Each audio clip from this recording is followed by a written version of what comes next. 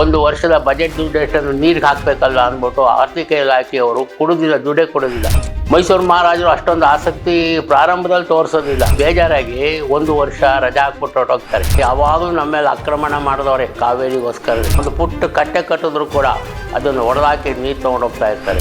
ಒಂದು ಒಪ್ಪಂದ ಆಗತ್ತೆ, ಒಪ್ಪಂದ ಆಗಿ ಆ ಒಪ್ಪಂದ ಕೂಡ ಮದ್ರಾಸ್ ರಾಜ್ಯದ ಪರವಾಗಿ ಆಗ್ತದೆ. ಬೆಂಗಳೂರಿಗೋಸ್ಕರನೇ 224 ಕೆರೆಗಳನ್ನು ನಿರ್ಮಾಣ ಮಾಡ್ತಾನೆ. ಅವರು 3 ಬೆಳೆ ಬೆಳೀತಾರೆ, ನಾವು 1 ಬೆಳೆ ಬೆಳೆಯಕ್ಕೆ ಒದ್ದಾಡ್ತಾ ಇದ್ದೀವಿ. ನಮಸ್ತೆ ವೀಕ್ಷಕರೇ, ಕರ್ನಾಟಕ ನ್ಯೂಸ್ನ ವಿಶೇಷ ಕಾರ್ಯಕ್ರಮಕ್ಕೆ ಸ್ವಾಗತ. ನಾನು ಸ್ಮಿತಾ ಸತ್ಯಪ್ರಕಾಶ್. ಸುಮಾರು 50 ವರ್ಷಗಳಿಂದ ನಮ್ಮ ಕಾವೇರಿ ಚಳವಳಿಯಲ್ಲಿ ಸಕ್ರಿಯವಾಗಿ ಪಾಲ್ಗೊಂಡಿರುವಂತಹ ನಮ್ಮ ಮಂಡ್ಯ ಜಿಲ್ಲೆಯ ಹಿರಿಯ ಪತ್ರಕರ್ತರು ಹಾಗೂ ಕೊಳಲು ಪತ್ರಿಕೆಯ ಸಂಪಾದಕರಾಗಿರುವಂತಹ ಶ್ರೀಯುತ ಶ್ರೀಪಾದ್ ಅವರು ನಮ್ಮ ಜೊತೆ ಇದ್ದಾರೆ. ಅವ್ರ ಜೊತೆ ಇವತ್ತು ನಾವು ಮಂಡ್ಯ ಜಿಲ್ಲೆಯ ನೀರಿನ ಪರಿಸ್ಥಿತಿಯ ಬಗ್ಗೆ ಹಾಗೂ ಕಾವೇರಿ ಚಳವಳಿಯ ಹಿನ್ನೆಲೆಯ ಕುರಿತಾಗಿ ಒಂದಷ್ಟು ವಿಚಾರಗಳವಾಗಿ ಚರ್ಚೆ ಮಾಡೋಣ. ಅವರನ್ನ ಕಾರ್ಯಕ್ರಮಕ್ಕೆ ಸ್ವಾಗತಿಸೋಣ. ನಮಸ್ಕಾರ ಸರ್. ನಮಸ್ಕಾರ. ಮೊದಲಿಗೆ ನಮ್ಮ ಮಂಡ್ಯ ಜಿಲ್ಲೆಗೆ ಈ KRS ಅಣೆಕಟ್ಟಿನ ಅನಿವಾರ್ಯತೆ ಹೇಗಿತ್ತು ಅನ್ನೋದ್ರ ಬಗ್ಗೆ ತಿಳಿಸಿ ಸರ್. ಶತಮಾನಗಳ ಹಿಂದೆ ಮಂಡ್ಯ ಬರಡು ಭೂಮಿಯಾಗಿ ಕೃಷ್ಣರಾಜ ಸಾಗರ ಕಟ್ಟುವುದಕ್ಕೆ ಮುಂಚೆ ಇಲ್ಲಿ ಮಳೆಯ ಆಶ್ರಯವಾಗಿ ಬೆಳೆ ಬೆಳೀತಾ ಇದ್ರು. ತುಂಬ ಬಡತನ ಇತ್ತು.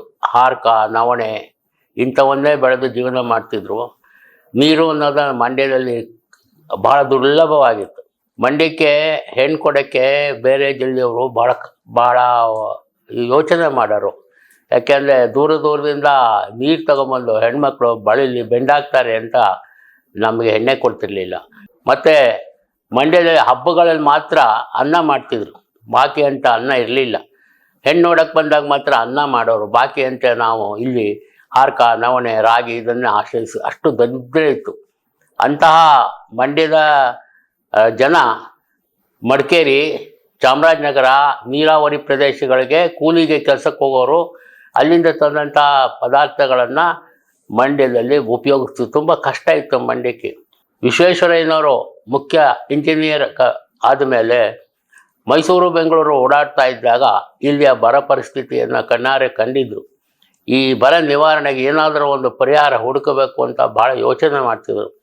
ಆ ಸಂದರ್ಭದಲ್ಲಿ ಕಾವೇರಿ ನದಿಗೆ ಕನ್ನಂಬಾಡಿ ಎಂಬ ಜಾಗದಲ್ಲಿ ಹಿಂದೆ ಸುಮಾರು ಜನ ಇಂಗ್ಲೀಷ್ನವರು ಟಿಪ್ಪು ಸುಲ್ತಾನ್ ಅಲ್ಲಿ ಕಟ್ಟೆ ಕಟ್ಟಬೇಕು ಅಂತ ಭಾಳ ಯೋಚನೆ ಮಾಡಿ ಆಗದಲ್ಲಿ ಕೈ ಬಿಟ್ಬಿಟ್ಟಿದ್ರು.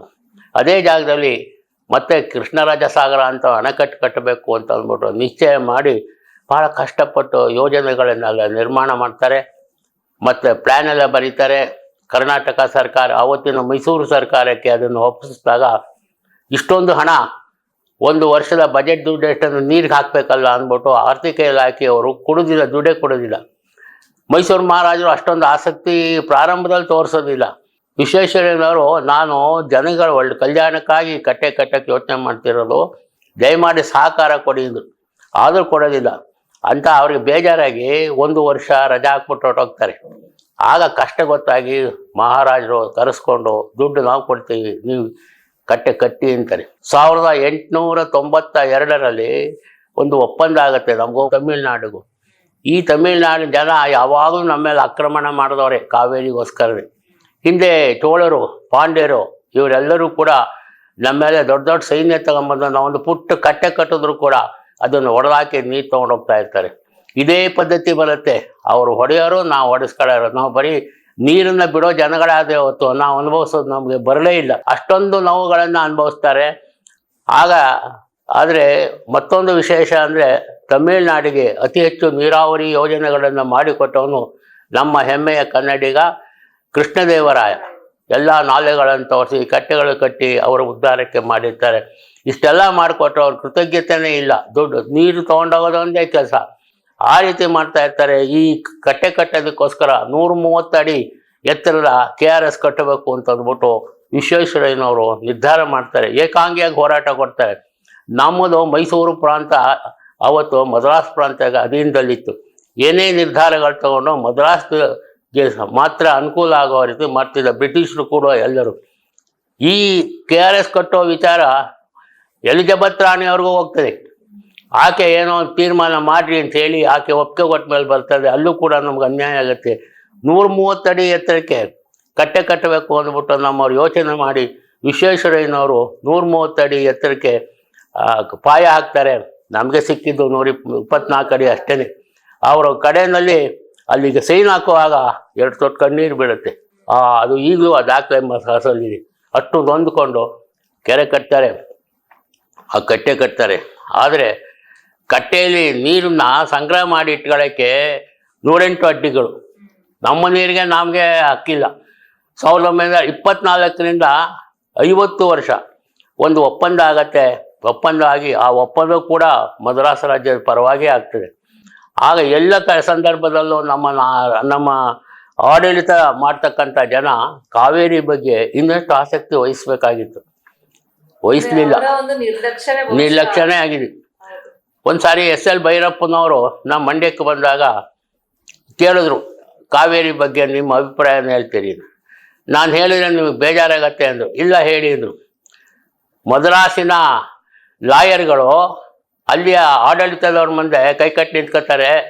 ನಮ್ಮ ಮಂತ್ರಿಗಳು ಇವರೆಲ್ಲ ಲಾಯರ್ಗಳ ಮುಂದೆ ಕೈಕಟ್ಟಿ ನಿಂತ್ಕೋತಾರೆ. ನಾವು ಕಂಡವ್ರ ಮುಂದೆ ಕೈ ಕಟ್ಕೊಂಡು ನಿಂತ್ಕೊಳ್ಳೋದಾಗೋಗಿದೆ. ನಮ್ಮದು ಅಂತ ಹೋರಾಟ ಮಾಡೋ ಮನೋಭಾವನೆ ಇಲ್ಲ. ಈ ರೀತಿಯಾಗಿ ಉದ್ದಕ್ಕೂ ನಾವು ನೋವನ್ನೇ ಅನುಭವಿಸ್ತಾ ಇದ್ವಿ. 50 ವರ್ಷ ಅಗ್ರಿಮೆಂಟ್ ಆದ ತಕ್ಷಣವೇ ನಾವು ಮತ್ತೆ ಹೋರಾಟ ಮಾಡಿದರೆ ಒಂದಷ್ಟು ಹಕ್ಕಿಯನ್ನು ನಾವು ಪಡಿಬೋದಾಗಿತ್ತು. ಅದು ಮಾಡಲಿಲ್ಲ ನಾವು. ಎಲ್ಲೆಲ್ಲೋ ನಮ್ಮ ಆಲೋಚನೆಗಳು ಬೇರೆ. ವಿಶ್ವೇಶ್ವರಯ್ಯನವರು ಒಂದು ಭಾಳ ಯೋಚನೆ ಮಾಡಿದರು. ಈ ಕಾವೇರಿ ನೀರು ಏನಾದ್ರು ಹವಾಮಾನ ವಾತಾವರಣದಲ್ಲಿ 3-4 ವರ್ಷ ನೀರೇ ಬರಲಿಲ್ಲ, ಏನಪ್ಪ ಮಾಡೋದು? ಆವಾಗ ನಮ್ಮ ಸಾಮಾನ್ಯ ಹೆಣ್ಣು ಮಕ್ಕಳುಗಳಿಗೆ ಗೊತ್ತಿರುತ್ತೆ, ನೀರು ಮಧ್ಯರಾತ್ರಿಯಲ್ಲಿ ಬಂದಾಗ ಬಿಂದಿಗೆ, ಚೊಂಬು ಎಲ್ಲರೂ ನೀರು ತುಂಬಿಟ್ಕೊತಾರೆ. ಈ ಕಲ್ಪನೆ ಇಟ್ಕೊಂಡು ವಿಶ್ವೇಶ್ವರಯ್ಯನವರು ನೀರಾವರಿಗೋಸ್ಕರ ಬಹಳಷ್ಟು ಯೋಚನೆ ಮಾಡ್ತಾರೆ. ನಮ್ಮ ಕೃಷ್ಣರಾಜ ಸಾಗರದಿಂದ ಬರತಕ್ಕಂಥ ವಿಶ್ವೇಶ್ವರಯ್ಯ ನಾಲೆಗೆ 220 ಕೆರೆಗಳನ್ನು ಜೋಡಿಸ್ತಾರೆ. ಹೆಚ್ಚುವರಿ ನೀರು ಆ ಕೆರೆಗಳಲ್ಲಿ ಸಮೃದ್ಧಿ ಆಗಬೇಕು ಅಂತ. ಮಂಡ್ಯ ಜಿಲ್ಲೆಯ ಕೆರೆಗಳು ಸಮೃದ್ಧಿಯಾಗಿರ್ಬೇಕು.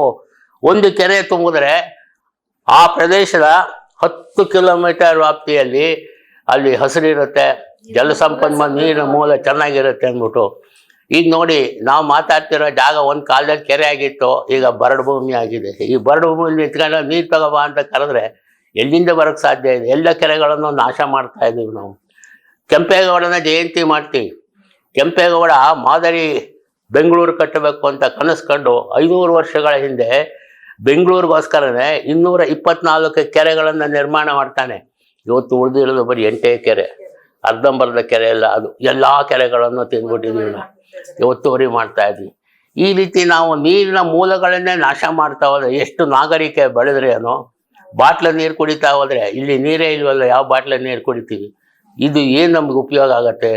ನಾವು ಒಂದೊಂದು ಕೆರೆಯನ್ನು ಕಟ್ಟಿಸ್ಬೇಕು. ವಿಜಯನಗರ ಸಾಮ್ರಾಜ್ಯದ ಕಾಲದಲ್ಲಿ ಕಡಲೆಕಾಳು ಗಣಪತಿ ದೇವಸ್ಥಾನದ ಒಂದು ಶಾಸನ ಇದೆ. ಆ ಶಾಸನ ಏನು ಹೇಳುತ್ತೆ ಅಂತ ಹೇಳಿದ್ರೆ, ನಮ್ಮ ಹಿಂದೆ ತಾಯಂದರು ಭಾಳ ಅವರು ಮುಗ್ಧರು, ಯಾವುದೇ ವಿಶ್ವವಿದ್ಯಾಲಯ ಡಿಗ್ರಿ ಪಗಡಿ ತಗೊಂಡವ್ರಲ್ಲ. ಅಲ್ಲಿ ಏನು ಹೇಳುತ್ತೆ ಅಂತ ಹೇಳಿದ್ರೆ, ಒಬ್ಬ ತಾಯಿ ತನ್ನ ಮಗನಿಗೆ ಹಾಲು ಕುಡಿಸುವಾಗ ಅವಳು ಕನಸು ಕೇಳ್ತಾಳೆ, ನೀನೇನಾಗಬೇಕು ದೊಡ್ಡವನಾದ್ಮೇಲೆ ಅನ್ನೋಕ್ಕೆ. ಅಲ್ಲಿ ಹೇಳ್ತಾಳೆ, ಕೆರೆಯಂ ಕಟ್ಟಿಸು, ಬಾವಿಯಂ ಸವೆಸು, ದೇವಾಗಾರವಂ ನಿರ್ಮಿಸು, ನಾಡಭಟನಾಗು, ಊರ ರಕ್ಷಕನಾಗು, ಆಪತ್ತಿನಲ್ಲಿ ಆದವರನ್ನು ರಕ್ಷಣೆ ಮಾಡು ಅಂತ ಅವಳು ಕನಸು ಕಂಡುಬಿಟ್ಟು ಅವಳು ಕೆರೆ ಕಟ್ಸೋಕೆ ಅಷ್ಟು ಮಹತ್ವ ಕೊಡ್ತಾಳೆ. ಇವತ್ತು ನಾವು ಮಕ್ಕಳಿಗೆ ಏನು ಹೇಳ್ಕೊಡ್ತಾ ಇದ್ದೀವಿ? ಕೆರೆಯಂ ಒಣಗಿಸು, ಪ್ಲಾಟಮ್ ಕಟ್ಟು, ದುಡ್ಡನ್ನು ಮಾಡು, ಡಾಕ್ಟ್ರಿಗೆ ತಗೊಂಡೋಗಿ ಕೊಟ್ಟು ಬದುಕನ್ನು ಹಾಳು ಮಾಡ್ಕೊತೀವಿ. ಇದು ನಾಗರಿಕತೆ. ಈ ಕೆರೆ ನಮಗೆ ಮಂಡ್ಯ ಜಿಲ್ಲೆಯ ನೀರಿನ ಸಮಸ್ಯೆ ನೀಗಬೇಕಾದ್ರೆ ಎಲ್ಲ ಕೆರೆಗಳು ಉದ್ಧಾರ ಆಗಬೇಕು. ಕೆರೆಗಳು ಉದ್ಧಾರ ಆಗದೆ ಹೋದರೆ ಅಲ್ಲಿವರೆಗೆ ಈ ಸಮಸ್ಯೆ ಇದ್ದಿದ್ದೆ. 3-4 ವರ್ಷಕ್ಕೊಂದೊಂದ್ಸರಿ ಬಂದೇ ಬರುತ್ತೆ. ಕಳೆದ ವರ್ಷ 40 TMC ನೀರು ಹೋಯ್ತು ಇಲ್ಲಿಂದ, ಸುಮ್ಮನೆ ವೇಸ್ಟ್ ಆಗಿ ಹೊಟ್ಟಾಯ್ತು. ಆ 40 TMC ನೀರನ್ನು ನಾವು ನಮ್ಮ ಕೆರೆಗಳಲ್ಲಿ ತುಂಬಿಕೊಟ್ಟಿದ್ರೆ ಇವತ್ತು ಬೀದಿ ಚಳುವಳಿ ಮಾಡೋ ಅಗತ್ಯವೇ ಇರ್ತಿಲ್ಲ. ಎಲ್ಲ ಪ್ರತಿ ವರ್ಷವೂ ಚಳುವಳಿ ಮಾಡ್ತಾನೆ ಇದ್ದೀವಿ, ನೀರಿಗೋಸ್ಕರ ಓಡಾಡ್ತೀವಿ. ಹೋರಾಟ ಮಾಡಿ ಮಾಡಿ ಮಾಡಿ ಹೋರಾಟಗಾರರು ನೋವು ಅನುಭವಿಸಿದ್ರೆ ಹೊರತು ನೀರು ಸಿಗ್ತಾ ಇಲ್ಲ. ಕೇಂದ್ರ ಸರ್ಕಾರದಲ್ಲಿ ನೀರಾವರಿ ಕಮಿಷನ್ ಅವರೆಲ್ಲರೂ ಕೂಡ ಮದ್ರಾಸ್ ಪದವಾಗೇ ಇದ್ದಾರೆ. ಈ ನಮ್ಮ ಜಿಲ್ಲೆಯ ನಾಯಕರುಗಳಿಗೆ ಒಂದು ವಿಷನ್ ಬೇಕು. ಈ ಕೆರೆಗಳನ್ನೇ ಉದ್ಧಾರ ಮಾಡಿದ್ರೆ ಯಾರ ಹತ್ರ ನಾವು ಕೈ ಕಟ್ಕೊಂಡು ನಿಂತ್ಕೋಬೇಕಾಗಿಲ್ಲ. 224 ಕೆರೆಗಳು ಕಡಿಮೆ ಇದೆ. ದೊಡ್ಡ ದೊಡ್ಡ ಕೆರೆಗಳಿದೆ. ಕೃಷ್ಣರಾಜಪೇಟೆ ದೇವಿ ಕೆರೆ, ಆಮೇಲೆ ಹೊರಗಳ್ಳಿ ಕೆರೆ, ಮಂಡ್ಯ ನಗರದ ಸುತ್ತ ಎಷ್ಟೊಂದು ಕೆರೆಗಳಿದೆ. ಕೋಣನಹಳ್ಳಿ ಕೆರೆ ಇದೆ, ಬೇವನಹಳ್ಳಿ ಕೆರೆ ಇದೆ, ಬೂದ್ನೂರು ಕೆರೆ ಇದೆ, ಗುತ್ತೂರು ಕೆರೆ ಇದೆ. ಎಲ್ಲ ಕೆರೆಗಳನ್ನು ಸರಿಯಾಗಿ ನಾವು ಮ್ಯಾನೇಜ್ ಮಾಡಿದ್ರೆ ನೀರಿನ ಅಭಾವ ಎಲ್ಲಿ ಬರ್ತಾ ಇತ್ತು, ಬರುವುದಿಲ್ಲ. ಹಾಗಾಗಿ ನೀರಿಗಾಗಿ ನಾವು ಒಂದು ಹೊಸ ಯೋಜನೆಯನ್ನೇ ಮಾಡಬೇಕು. ಕೃಷ್ಣರಾಜ ಸಾಗರಕ್ಕೋಸ್ಕರನೇ ಒಂದು ಸರ್ಕಾರದಲ್ಲಿ ಒಂದು ಖಾತೆಯನ್ನೇ ತೆಗೆದು ಅದರಿಂದ ನಾವು ನೀರನ್ನು ಮ್ಯಾನೇಜ್ ಮಾಡಲಿಕ್ಕೆ ಒಂದು ವ್ಯವಸ್ಥೆ ಮಾಡಿಕೊಂಡೇ ಹೋದರೆ ಪ್ರತಿ ವರ್ಷ ನಮಗೆ ಈ ಸಮಸ್ಯೆ ಇದ್ದದ್ದೇ. ಒಟ್ಟಾರೆಯಾಗಿ ಒಂದು ಹೇಳೋದಾದ್ರೆ ಈ ಯಾವಾಗ ಈ ಮುಂಗಾರು ಶುರುವಾಗತ್ತೆ ಆ ಸಮಯದಲ್ಲಿ ಅಷ್ಟೇ KRS ಅಣೆಕಟ್ಟಿನ ನೀರಿನ ಬಗ್ಗೆ ಅಥವಾ ಮಂಡ್ಯ ಜಿಲ್ಲೆಯ ಈ ಜನರ ನೀರಿನ ಅಭಾವದ ಬಗ್ಗೆ ನಮ್ಮ ಶಾಸಕರಿಗಾಗ್ಲಿ, ಮಂಡ್ಯ ಜಿಲ್ಲೆಯ ಶಾಸಕರಿಗಾಗ್ಲಿ, ಸರ್ಕಾರಕ್ಕಾಗ್ಲಿ ಗಮನಕ್ಕೆ ಬರೋದು. ಅದಕ್ಕೂ ಮುಂಚೆ ಈ ಕೆರೆಗಳನ್ನ ಒಂದು ಅಭಿವೃದ್ಧಿ ಮಾಡ್ಬೇಕು, ಕೆರೆಗಳಿಗೆ ನೀರು ತುಂಬಿಸ್ಬೇಕು ಅನ್ನುವಂತಹ ಒಂದು ಯೋಚನೆ ಎಲ್ಲೋ ದೂರದಲ್ಲೇ ಇರತ್ತೆ ಅನ್ಸತ್ತೆ ಅಲ್ವಾ ಸರ್? ಹೌದು. ನಮಗೆ ನಮ್ಮ ಆಡಳಿತ ಮಾಡೋರಿಗೆ 2 ಥರ ಕಾರ್ಯಕ್ರಮಗಳಿದೆ. ಒಂದು ಜನ ಕಲ್ಯಾಣ, ಜನರಿಗೆ ಉಪಯೋಗ ಆಗಬೇಕು, ಅವರ ನೆಮ್ಮದಿ ಸಂತೋಷದಿಂದ ಇರುವಂಥದ್ದು, ಆಗ ಒಂದು ಯೋಜನೆ. ಇನ್ನೊಂದು ಜನಪ್ರಿಯತೆ, ನಾವು ಫ್ಲೆಕ್ಸ್ಗಳಲ್ಲಿ ಟಿವಿಗಳಲ್ಲಿ ಮಿಂಚಬೇಕು ಅನ್ನೋ ಕಾರಣಕ್ಕಾಗಿ ಏನೇನೋ ಕಾರ್ಯಕ್ರಮಗಳಾಗ್ತೀವಿ. ಇದು ಶಾಶ್ವತವಲ್ಲ.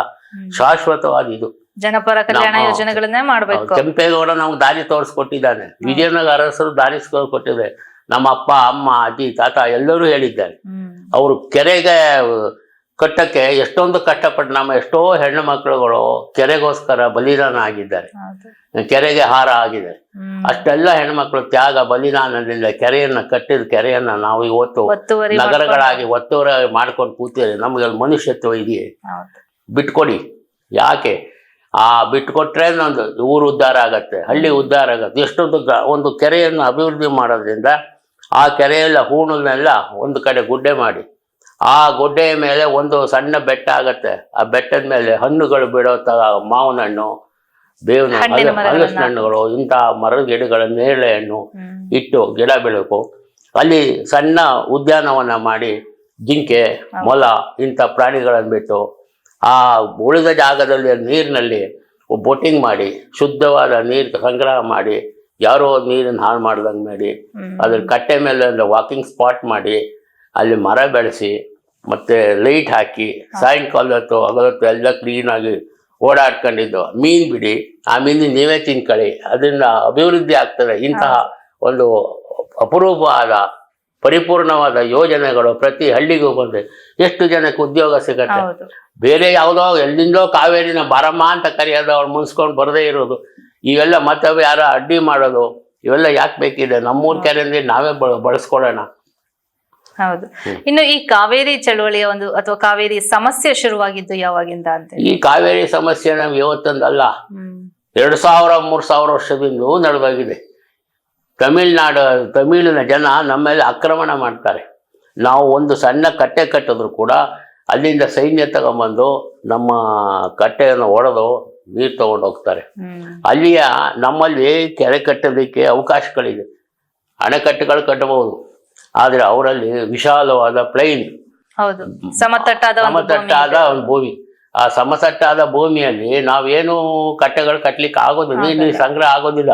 ಕೃಷ್ಣರಾಜ ಸಾಗರ ಕಟ್ಟದ ಮೇಲೆ ಆ ಮೆಟ್ಟೂರು ಡ್ಯಾಮ್ ಕಟ್ಟಿದ್ದು, ಮೆಟ್ಟೂರು ಡ್ಯಾಮ್ ಕಟ್ಟಿದ್ದಾರೆ. ಹಾಗೆ ಅವ್ರಿಗೆ ಅದು ಒಂದು 5-6 ಜಿಲ್ಲೆಗಳಿಗೆ ಅವರು 3 ಬೆಳೆ ಬೆಳೀತಾರೆ. ನಾವು 1 ಬೆಳೆ ಬೆಳೆಯಕ್ಕೆ ಒದ್ದಾಡ್ತಾ ಇದ್ದೀವಿ, ಅಷ್ಟೊಂದು ನೀರು ಸಿಗ್ತಾ ಇಲ್ಲ ನಮ್ಗೆ. ಮತ್ತೆ ನಮ್ಮಲ್ಲಿ ಆಲ್ಟರ್ನೇಟಿವ್ ಕ್ರಾಪ್ ಸಿಸ್ಟಮ್, ಪರ್ಯಾಯ ಬೆಳೆ ವ್ಯವಸ್ಥೆ. ಈ ಸಾರಿ ಕಬ್ಬು ಹಾಕಿದ್ರೆ ಮತ್ತೊಂದ್ ಸಾರಿ ಭತ್ತ ಹಾಕಿ ಮತ್ತೊಂದು ರಾಗಿ ಹಾಕಿ, ಈ ರೀತಿ ಮಾಡಿದ್ರೆ ಭೂಮಿಯ ಫಲವತ್ತತೆಯನ್ನು ಉಳಿಯುತ್ತೆ. ಇವತ್ತು ವಿಪರೀತವಾಗಿ ನಾವು ರಾಸಾಯನಿಕ ಗೊಬ್ಬರಗಳನ್ನು ಮಂಡ್ಯದಲ್ಲಿ ಬಳಸೋದ್ರಿಂದ ಮಂಡ್ಯದ ಭೂಮಿಯಲ್ಲಿ 4 ಅಡಿ ಮಣ್ಣು ಹಾಳಾಗೋಗಿದೆ. ಅದರಲ್ಲಿ ಗೊಬ್ಬರ ಹಾಕಿದ್ರೆ ಮಾತ್ರ ಬರುತ್ತೆ, ಅಂದರೆ ಬರುವುದಿಲ್ಲ. ಭೂಮಿ ಹಾಳಾಗಿದೆ. ಮತ್ತೆ ನಮ್ಮಲ್ಲಿ ಬಳಸ್ತಾ ಇರ್ತಕ್ಕಂಥ ಕಲುಷಿತ ನೀರು, ಕಲುಷಿತ ವಾತಾವರಣ ಎಲ್ಲದರಲ್ಲೂ ಕೂಡ ಮಂಡ್ಯದಲ್ಲಿ ಆರೋಗ್ಯ ತುಂಬ ಹಾಳಾಗ್ತಾ ಇದೆ. ಮಂಡ್ಯದಲ್ಲಿ 38% ಕ್ಯಾನ್ಸರ್ ಇದೆ. ಎಲ್ಲರ ಮನೆಯಲ್ಲೂ ಕ್ಯಾನ್ಸರ್ ಬರ್ತಾ ಇದೆ. ಇವತ್ತೊಂದು ದಿವಸ ಮನೆಗೊಬ್ಬ ಕ್ಯಾನ್ಸರ್ ಪೀಡಿತನಾಗ್ತಾ ಇದ್ದಾನೆ. ಇನ್ನೊಬ್ಬ BP ಶುಗರ್ಗಳು 80-90% ಏರ್ತಾ ಇದೆ. ನಾವು ದುಡ್ಡು ಯಾರಿಗೆ ತಗೊಂಡೋಗ್ತಾ ಇದ್ದೀವಿ? ನಮ್ಮ ಆರೋಗ್ಯವೇ ಇಲ್ಲದೆ ಹೋದ್ಮೇಲೆ ಏನ್ ಮಾಡಿದ್ರೆ ಏನು? ಕಾವೇರಿ ನಮಗೆ ಬೇಕು. ಕಾವೇರಿಯನ್ನು ಬರೀ ತುಲಾ ಸಂಕ್ರಮಣದಲ್ಲಿ ಕಾವೇರಿಯನ್ನು ನೆನೆಸ್ಕೊಂಡು ಬಿಟ್ಬಿಡೋದಿಲ್ಲ. ಮನೆಯಲ್ಲಿ ಒಂದು ಹೆಣ್ಣು ಮಗುವಿಗೆ ಅಥವಾ ಗಂಡು ಮಗುವಿಗೆ ಕಾವೇರಿ ಅಂತ ಹೆಸರಿಡಿ. ಆ ಕಡೆ ತಮಿಳ್ನಾಡೋರು ಎಲ್ಲರಿಗೆ ತುಲಾ ಸಂಕ್ರಮಣದಲ್ಲಿ ರಾಶಿ ಲಕ್ಷಾಂತರ ಜನ ಹೋಗ್ತಾರೆ ಅಲ್ಲಿ ಕಾವೇರಿ ಹುಟ್ಟುವಾಗ. ಮತ್ತೆ ಕೊಡಗಿನಲ್ಲಿ ಕೊಡಗಿಗೆ ಏನೂ ಉಪಯೋಗ ಇಲ್ಲ ಕಾವೇರಿ. ಆದ್ರೂ ಕೂಡ ಅವ್ರ ಮನೆಗೊಬ್ಳು ಕಾವೇರಿ ಕಾವೇರಪ್ಪ ಕಾವೇರಮ್ಮ ಅಂತ ಹೆಸರಿಟ್ಕೊತಾರೆ. ಹೆಚ್ಚು ನೀರು ಬಳಸ್ಕೊಳ್ಳೋ ನಾವೇ ನಮ್ಮ ಮಕ್ಳಿಗೆ ಕಾವೇರಿ ಅಂತ ಹೆಸರಿಡೋದಿಲ್ವಲ್ಲ. ಹೀಗಾಗಿ ಕಾವೇರಿ ನಮ್ಮ ಹಕ್ಕು, ಇಲ್ಲ ಅಂತ ಅಲ್ಲ, ಸದ್ಬಳಕೆ ಮಾಡ್ಕೊಳ್ಳೋಣ. ಯಾವಾಗ ಈ ಕೆರೆಗಳಲ್ಲಿ ತುಂಬೋ ನೀರೆಲ್ಲ ಕಾವೇರಿ ನೀರು, ಅದೊಂದೇ ಪರ್ಯಾಯ ನಮಗೆ. ಪ್ರತಿ 4 ವರ್ಷ 3 ವರ್ಷಕ್ಕೊಂದ್ಸಾರಿ ಬರ ಬಂದಾಗ ನಮಗೆ ಎಲ್ಲಿ ನೀರು ತರೋದು? ಇಷ್ಟೊಂದು ನೀರುಗಳು ಬೇಕು ಅಂದ್ರೆ ನಮಗೆ ಈ ಕೆರೆಗಳನ್ನ ಭದ್ರ ಮಾಡಿದಾಗಲೇ. ಈ ಕಡೆಗೆ ಆಡಳಿತದವರು ತಲೆ ಕೆಡಿಸ್ಕೋಬೇಕು. ಒತ್ತುವರಿ ಬಿಟ್ಕೊಡಿ. ನಮ್ಮ ಊರಿನ ಉದ್ಧಾರಕ್ಕಾಗಿ ನಾವು ಜಮೀನು ನಾವು ಒತ್ತುವರಿ ಮಾಡಿರೋದು ನಮ್ದೇನಲ್ಲ, ಪಿತಾರ್ಜಿತ ಆಸ್ತಿ ಅದು. ಅದನ್ನ ಬಿಟ್ಕೊಟ್ರೆ ಮಾತ್ರ ಈ ಚಳುವಳಿಗೆ ಅರ್ಥ ಬರ್ತದೆ. ಇಲ್ಲ ಪ್ರತಿ ವರ್ಷ ನಾವು ನಮ್ಮ ಜನ ಬಟ್ಲೆ ಚಳುವಳಿ, ಅರ್ಧ ಚಡ್ಡಿ ಹಾಕೊಂಡು ಚಳುವಳಿ, ಉರುಳಾಟ ಎಷ್ಟು ಕಷ್ಟಪಡ್ತಾ ಇದ್ದಾರೆ. ಅದನ್ನ ನಮ್ಮ ಮಾಧ್ಯಮಗಳು ಬಹಳ ರಸವತ್ತಾಗಿ ಚಿತ್ರಿಸ್ತಾ ಇದ್ದಾರೆ. ಆ ಒಂದು ಸ್ಲೋಗನ್ಗಳು, ಕೂಗಾಟ, ಕಿರ್ಚಾಟ. ನಾನು 50 ವರ್ಷ ಈ ಚಳುವಳಿಗೆಲ್ಲ ಭಾಗವಹಿಸಿ ಇದರಿಂದ ಏನು ಉಪಯೋಗ ಇದೆ ಅಂತ ಅವತ್ತಿಂದಲೂ ಹೇಳ್ತಾ ಇದ್ದೆ. ಕೆರೆ ಉಳಿಸು, ಕೆರೆಯಂ ಕಟ್ಟಿಸು, ಬಾವಿಯಂ ಸವೆಸು ಅಂತ ಹೇಳ್ತಾ ಇದ್ದೀವಿ. ಬಾವಿಯೆಲ್ಲ ಮುಚ್ಚಿಸ್ತಾ ಇದೀವಿ, ಹೌದಲ್ಲ? ಬಾವಿಗೊಂದು ಜಾಗ ಇಟ್ಕೊಟ್ಟಿಲ್ವಲ್ಲ, ಕೆರೆಯನ್ನು ಉಳಿಸ್ತಾ ಇಲ್ಲ. ಇದೇ ಪರ್ಯಾಯ. ಕೆರೆ ಮತ್ತು ಬಾವಿ ಉಳಿದ್ರೆ ಮಾತ್ರ ನಮ್ಮ ಕಾವೇರಿ ಉಳಿಯುತ್ತೆ, ಇಲ್ಲ. ಇನ್ನು ಈ ಕಾವೇರಿ ನೀರಿನ ಹಂಚಿಕೆ ಅಂದ್ರೆ ತಮಿಳುನಾಡು ಮತ್ತೆ ಕರ್ನಾಟಕದ ನಡುವೆ ಕಾವೇರಿ ನೀರಿನ ಹಂಚಿಕೆ ಅಲ್ಲ, ಅದು ಒಪ್ಪಂದಗಳ ಬಗ್ಗೆ ತಿಳಿಸಿ. ಒಪ್ಪಂದಗಳೇನಾಗಿದೆ ಅಂತ, ಎಲ್ಲ ಒಪ್ಪಂದಗಳು ಮದ್ರಾಸ್ ಪ್ರಾಂತಕ್ಕೆ ಪೂರಕವಾಗ್ತದೆ. ಅದರ ಒಂದು ಭಾಗವಾಗಿ ಮೈಸೂರು ರಾಜ್ಯ ಇದ್ದಿದ್ದು. ಅದರಿಂದ ಅವ್ರು ಬಲಿಷ್ಠಾಗಿ ಎಲ್ಲವನ್ನು ಅವರೇ ಕಬಳಿಸ್ತಾರೆ. ಅತಿ ಹೆಚ್ಚು ನೀರಾವರಿ ಭೂಮಿ ಇಟ್ಕೊಂಡಿರೋರವ್ರೆ, ಬೆಳೆ ಬೆಳೆಯೋರು ಅವರೇ, ಲಾಭ ಪಡೆಯೋರು ಅವರೇ. ಎಲ್ಲವನ್ನೂ ನಾವು ಕಳ್ಕೊಂಡು ಕಳ್ಕೊಂಡು ನೀರು ಬಂದ ಅಂತ ಏನೂ ಇಲ್ಲದೆ ನಾವು ಒದ್ದಾಡ್ತಾ ಇದ್ದೀವಿ. ಇವತ್ತು ನೀರಿಗೋಸ್ಕರ ಸಣ್ಣ ನೀರಿಗೆ ಹೋರಾಟ. ಇವತ್ತು ಮುಂಗಾರು ಮಳೆ ಕೈ ಕೊಟ್ಟದ್ರಿಂದ ನಮ್ಮ ಗದ್ದೆಗಳಲ್ಲಿ ಕಬ್ಬು ಒಣಗಿ ನಿಂತಿದೆ, ಭತ್ತಕ್ಕೆ ಸಾಲ್ತಾ ಇಲ್ಲ, ದನ ಕರುಗಳು ಕುಡಿಯೋ ನೀರಿಲ್ಲ. ಈಗಲೇ ನಮ್ಮ ಮಂಡ್ಯ ಜನಕ್ಕೆ ಕುಡಿಯೋ ನೀರೇ ಸಿಗ್ತಾ ಇಲ್ಲ. ಇನ್ನು ನಾಳೆ ನೀರೇ ಇಲ್ಲದೆ ಹೋದಾಗ ಎಲ್ಲಿ ನೀರು ತಂದು ಕೊಡೋದು? ನೀರನ್ನ ಚಿನ್ನ ಅಂತಾರೆ, ಚಿನ್ನಕ್ಕಿಂತ ಅಮೂಲ್ಯವಾದದ್ದು. ನೀರೇ ಸಿಗದೆ ಅಂದ್ರೆ ಯಾವ ಶರೀರನೇ ನೆಟ್ಟಿಗೆಲ್ದೆ ಏನು ಒಡವೆ ಹಾಕೊಂಡು ಏನು ಸಂತೋಷಪಡೋದು? ಹಾಗಾಗಿ ಇದಕ್ಕಾಗಿ ಪರ್ಯಾಯ ಒಂದು ಅದ್ಭುತವಾದ ಎಲ್ಲರಿಗೂ ಒಪ್ಪಿಗೆ ಆಗುವಂಥ ಯೋಜನೆಗಳನ್ನು ಹಾಕಿ ಅದನ್ನು ಪ್ರಾಮಾಣಿಕವಾಗಿ ಪಂಚಾಯತಿಗಳಿಗೆ ವಹಿಸ್ತಿರೋ, ಜಿಲ್ಲಾ ಪಂಚಾಯತಿಗೆ ವಹಿಸ್ತಿರೋ, ಲೋಕಲ್ ಪಂಚಾಯತಿ ಯಾರಿಗಾರೋ ಪ್ರತಿ 5 ವರ್ಷದಲ್ಲಿ ಎಲ್ಲ ಕೆರೆಗಳು ಅದ್ಭುತವಾಗಿ ನಿರ್ಮಾಣ ಆಗೋದಾದರೆ ಆ ಇಡೀ ಜಗತ್ತಿನಲ್ಲಿ ಅತ್ಯಂತ ಅದ್ಭುತವಾದ ಜಿಲ್ಲೆ ಅಂತ ಮಂಡ್ಯಕ್ಕೆ ಹೆಸರು ಬರ್ತದೆ. ಮಂಡ್ಯದ ಚರಿತ್ರೆ ಶಾಶ್ವತವಾಗಿರುತ್ತದೆ. ಇಡೀ ಜಗತ್ತಿನಲ್ಲಿ ಕತ್ತಲೆ ಇದ್ದಾಗ ಬೆಳಕನ್ನು ಹುಡುಕೊಂಡು ನೀಡಿದ್ದು ಮಂಡ್ಯ ಜಿಲ್ಲೆ. ಅದನ್ನ ಮರೆಯಬಾರ್ದು ನಾವು. ಏಷ್ಯಾ ಅಂತ ನಾವಂತೀವಿ. ಅವರು ನಮಗೆ 20 ವರ್ಷ ಬ್ರಿಟಿಷ್ನವರು ಹೆಸರು ಬಂದ್ಬಿಡುತ್ತೆ ಅಂದ್ಬಿಟ್ಟು ನಮ್ಮ ಯೋಜನೆ 20 ವರ್ಷ ಅಲ್ಲಾಡ್ಸೋರು. 1902 ಅದಕ್ಕೆ ಮುಂಚೆನೆ ನಮ್ಮಲ್ಲಿ ತೀರ್ಮಾನ ಮಾಡಿದ್ರು. ಕೊಡ್ಲಿಲ್ಲ ಅವರು. ಏಷ್ಯಾದಲ್ಲೇನೆ ಮೊಟ್ಟ ಮೊದಲು ಜನ ವಿದ್ಯುತ್ ಕೊಟ್ಟಿದ್ದು ಎಲ್ಲಿದೆ? ಈ ಕಾವೇರಿ ತಾಯಿಯಲ್ಲೇ ಕರೆಂಟ್ ಕೊಟ್ಟಿದ್ದು, ಕಾವೇರಿ ಕರೆಂಟು. ಅಷ್ಟೊಂದು ಮತ್ತೆ ಅಷ್ಟೊಂದು ಚೆನ್ನಾಗಿ ಈ ಜಿಲ್ಲೆಯಲ್ಲಿ ಎಲ್ಲ ಸಂಪತ್ತು ಇದೆ. ಇಲ್ಲಿ ಈಗಾಗಲೇ ಇಡೀ ಭಾರತ ದೇಶದಲ್ಲಿ ಇಲ್ಲ ಅಷ್ಟೊಂದು ಜನ ಇಲ್ಲಿ ಪದ್ಮಶ್ರೀ ಪದ್ಮವಿಭೂಷಣಗಳು ಪಡೆದಂಥವ್ರು ಈ ಜಿಲ್ಲೆಯಲ್ಲಿ ಇದ್ದಾರೆ. ಬುದ್ಧಿವಂತರಿದೆ, ನಾಟಕ ಇದೆ, ಕಲೆ ಇದೆ, ಸಾಹಿತ್ಯ ಇದೆ, ಸಂಸ್ಕೃತಿ ಇದೆ, ಎಲ್ಲವೂ ಇದೆ. ಎಲ್ಲವೂ ಇದ್ದು ನೀರಿಲ್ಲ ಅಂದರೆ ಅಂದ್ಬಿಡೋದು. ಎಲ್ಲವೂ ಇದ್ದು ಏನೂ ಇಲ್ಲದೆ ಇದ್ದಂತಾಗತ್ತೆ. ನಮ್ಮ ಕಾರ್ಖಾನೆಗಳೆಲ್ಲ ಮುಚ್ತಾ ಇವೆ. ಯಾಕೆ ಮುಚ್ತಾ ಇದೆ ಅಂದರೆ ನಮಗೆ ಸರಿಯಾದ ವ್ಯವಸ್ಥೆಗಳಿಲ್ಲ. ಇಷ್ಟೊಂದು ಸಣ್ಣ ವಿಚಾರ ಹೇಳಬೇಕು ಅಂದರೆ ಕರ್ಟ. ನಾವು ತಮಾಷೆಗೆ ಹೇಳ್ತೀವಿ, ಹೋಗೋ ಚಿಕ್ಕನಾಯಕನಲ್ಲಿ ಕರ್ಟ ತಗೋ ಅಂತೀವಿ. ಆದರೆ ಚಿಕ್ಕನಾಯಕನಲ್ಲಿ ಕರ್ಟಕ್ಕೆ ಇವತ್ತು ಬೆಲೆ ಬಂದ್ಬಿಟ್ಟಿದೆ. ಮಂಡ್ಯ ಜಿಲ್ಲೆಯಲ್ಲಿ ವಿಪರೀತವಾದಂಥ ತೆಂಗು ಬೆಳೀತಾರೆ. ಆ ತೆಂಗಿನ ಕರ್ಟಕ್ಕೆ ಇವತ್ತು ಒಂದು ಕರ್ಟಕ್ಕೆ 3 ರೂಪಾಯಿ ಬೆಲೆ ಕೊಡ್ತಾ ಇದ್ದಾರೆ. ಅಂಥದ್ದೊಂದು ಇಂಡಸ್ಟ್ರಿ ಹಾಕ್ಬೋದಲ್ಲ ಇಲ್ಲಿ. ಅದನ್ನು ಹಾಕಿದ್ರೆ ನಮ್ಗೆ ಅನುಕೂಲ ಆಗೋದಿಲ್ಲ. ಮತ್ತು ಟೊಮೊಟೊ ಹಣ್ಣು ಹಾದಿ ಬೀದಿ 2 ರೂಪಾಯಿ 3 ರೂಪಾಯಿಗೆ ಟೊಮೊಟೊ ಹಣ್ಣನ್ನು ಮಾರಾಟ ಮಾಡ್ತಾ ಇದ್ದಾರೆ. ಟೊಮೊಟೊನ ಸ್ನ್ಯಾಕ್ಸ್ ಮಾಡುವಂಥ ಒಂದು ಸಣ್ಣ ಸಣ್ಣ ಕೈಗಾರಿಕೆಗಳನ್ನು ಮಾಡ್ಬೋದಲ್ಲ. ಟೊಮೊಟೊ ಬೆಳೆದವ್ರಿಗೂ ಉಪಯೋಗ ಆಗ್ತದೆ. ಎಲ್ಲದಕ್ಕೂ ನೀರು ಬೇಕು. ಎಲ್ಲಿ ಸುತ್ಕೊಂಬಂದ ನೀರು ಅಂತಾರೆ. ಹಾಗೇನೆ ಬಾಳೆ ಸಿಕ್ಕಾಪಟ್ಟೆ ಬೆಳೀತಾರೆ. ಬಾಳೆ ದಿಂಡಿಂದ ಬಟ್ಟೆ ತಯಾರು ಮಾಡ್ಬೋದು. ಇಂತಹ ಕಸುಬುಗಳು ಮಂಡ್ಯಕ್ಕೆ ಬಂದರೆ ಮಂಡ್ಯ ಯುವಕರು ಬಹಳ ವೇಗವಾಗಿ ಕೈಗಾರಿಕೋದ್ಯಮಿಗಳಾಗುತ್ತಾರೆ. ಕಾವೇರಿ ನೀರಿಗೆ ಹೋರಾಟ ಮಾಡೋದಕ್ಕಿಂತ ಕಾವೇರಿ ನೀರನ್ನ ಸದ್ಬಳಕೆ ಮಾಡ್ಕೊಳ್ಳೋದ್ರ ಬಗ್ಗೆ ನಾವು ಯೋಚನೆ ಮಾಡಬೇಕು. ಇಲ್ಲಾಂದ್ರೆ 3 ವರ್ಷಕ್ಕೊಂದೊಂದು ಚಳುವಳಿ ಮಾಡ್ತಾನೆ ಇರ್ತೀವಿ. ಉಗ್ರವಾದ ಚಳುವಳಿಗಳೇ ಆಗೋಗಿದೆ. ಬೆಂಕಿ ಹಚ್ಚಿದ್ದಾರೆ, ಪೊಲೀಸ್ ವಾಹನಗಳೇ ಬೆಂಕಿ ಹಚ್ಬಿಟ್ಟಿದ್ದಾರೆ. ಆದ್ರೂ ಕೂಡ ಪ್ರತಿ ಸತಿ ಈ ಹೋರಾಟಗಳು ಮಾಡಿದಾಗ್ಲೂ ಏನ್ ಹೋರಾಟ ಮಾಡಿದ್ರು ತಮಿಳ್ನಾಡಿಗೆ ಬಿಡುವಂತ ನೀರ್ ಬಿಡದೆ ಆಗತ್ತೆ. ನಮಗೆ ಅನ್ಯಾಯ ಆಗ್ತಾ ಇದೆ. ನಾವೇ ಹಗ್ಗ ಹೊಸ್ಬಿಟ್ಟು ನಮ್ ಕುತ್ತಾಗ ನಾವೇ ಹಾಕತ್ತೀವಿ. ಈ ನ್ಯಾಯ ಮಂಡಳಿ ಅಂತ ಹೇಳಿದ್ರೆ ಅವ್ರು ಏನ್ ಮಾಡ್ತಾರೆ, ಅವ್ರಿಗೇನು ಗೊತ್ತಾಗುದಿಲ್ಲ. ಅವ್ರು ಏನ್ ವಾದ ಮಾಡ್ತಾರೆ ಲಾಯರ್ಗಳು, ಆ ಲಾಯರ್ ವಾದ ಕೇಳ್ಕೊಂಡು ಬಿಟ್ಕೊಡ್ತಾರೆ.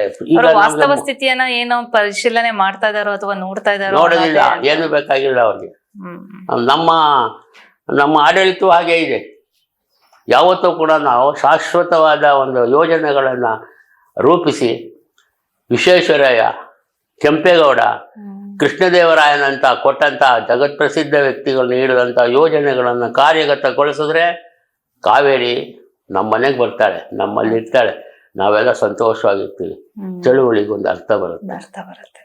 ನೋಡಿದ್ರಲ್ಲ ವೀಕ್ಷಕರೇ, ಇದುವರೆಗೂ ಮಂಡ್ಯ ಜಿಲ್ಲೆಯಲ್ಲಿ ನಡೆದುಕೊಂಡು ಬಂದಿರುವಂತಹ ಈ ಕಾವೇರಿ ಚಳುವಳಿಯ ಹಿನ್ನೆಲೆ ಹಾಗೂ KRS ಅಣೆಕಟ್ಟಿನ ಒಂದು ನಿರ್ಮಾಣದ ಹೇಗೆ ಅದು ಅಣೆಕಟ್ಟು ನಿರ್ಮಾಣ ಆಯಿತು, ಅಣೆಕಟ್ಟಿನಿಂದ ನಮ್ಮ ಕಾವೇರಿ ನೀರನ್ನ ಮಂಡ್ಯ ಜಿಲ್ಲೆಯ ಒಂದು ಕೆರೆಗಳಿಗೆ ಹೇಗೆ ಸದ್ಬಳಕೆ ಮಾಡ್ಕೋಬೇಕು, ಸರ್ಕಾರಕ್ಕೆ ಒಂದು ದೂರದೃಷ್ಟಿ ಹೇಗಿರ್ಬೇಕು ಅನ್ನೋದ್ರ ಬಗ್ಗೆ ಶ್ರೀಯುತ ಶ್ರೀಪಾದ್ ಅವರು ತುಂಬಾ ಚೆನ್ನಾಗಿ ವಿವರಣೆ ನೀಡಿದ್ರು. ಅವರಿಗೆ ಧನ್ಯವಾದಗಳನ್ನ ಸಲ್ಲಿಸೋಣ. ಧನ್ಯವಾದಗಳು ಸರ್. ಇದೇ ರೀತಿ ಹೆಚ್ಚಿನ ಕಾರ್ಯಕ್ರಮಗಳಿಗಾಗಿ ನೋಡ್ತಾ ಇರಿ ಕರ್ನಾಟಕ ನ್ಯೂಸ್. ಧನ್ಯವಾದಗಳು. ಲೈಕ್ ಮಾಡಿ, ಶೇರ್ ಮಾಡಿ, ಸಬ್ಸ್ಕ್ರೈಬ್ ಮಾಡಿ. ಕರ್ನಾಟಕ ನ್ಯೂಸ್ ಡಿಜಿಟಲ್ ಚಾನಲ್ ಅನ್ನು ಈಗಲೇ ಸಬ್ಸ್ಕ್ರೈಬ್ ಮಾಡಿ. ಧನ್ಯವಾದಗಳು.